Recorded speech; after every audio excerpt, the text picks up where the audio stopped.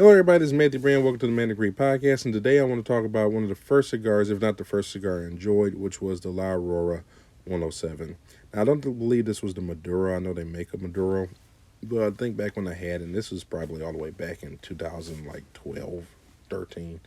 Um, I remember the cigars I had smoked before it. I either smoked it too fast or they were too strong, and I got sick. I didn't taste much because I think I like they kind of got burnt.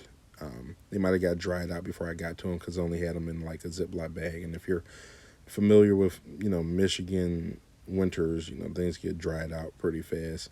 It's very humid in Michigan, but at the same time, it's cold, and with the way that we have our heat, the houses can be really dry on the inside.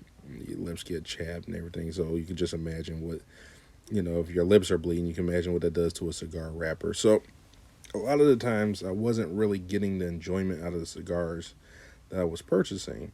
I knew it was because I wasn't smoking them quite the right way. But when I got to this La Aurora, I remember not only did I smoke it and thought it was great, I tasted the flavor note, which I didn't even know was a thing. I was just smoking and I was like, this kind of tastes like almonds. And I liked it. Uh, but I'm not the biggest almond guy in the world, but it was at a great price. I got it from the store in Plymouth, Michigan, and they were like 2 for $7. And I mean, even back then, that was a great deal. I know the prices have gone up on all of them, but that was a great deal back then.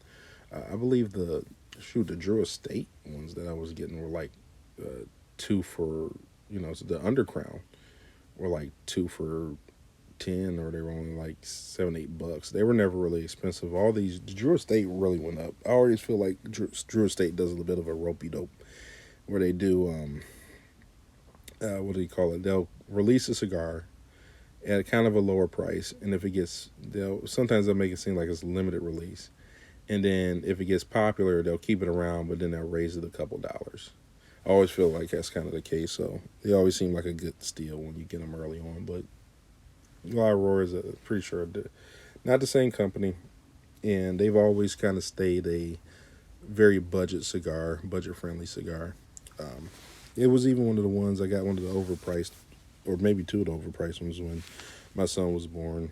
The Sapphire, and I think eventually the Ruby. I celebrated with kind of like a large bunch of cigars. My friend brought me a pack, but that one I think I got for myself. But I don't think I got it from.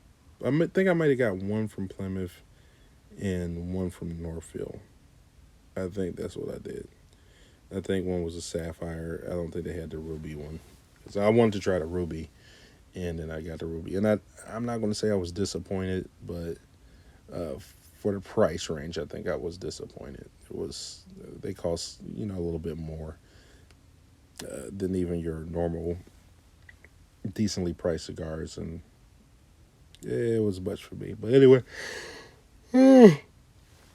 y'all are kicking in, so it means it's time to call it. But I really did like the La Aurora, and I'm never mad to have one. And if I see one on a good deal, I grab it. But I think it's a good cigar for the price, even if it's like full price. I don't think the 107, especially the Maduros, are bad. I really like the Maduros, but that was for the 107. I'm going to say it was if it wasn't a Connecticut wrapper, it was a much lighter shade. It wasn't a Maduro. I'm almost positive it wasn't. I don't remember it being dark at all. Anyway, thanks for tuning in. I will say this. Actually, I'm gonna save it for the next one. I was going to talk about cigar reviewers. I'll save that for the next one. Anyway, thank you for tuning in. Peace out.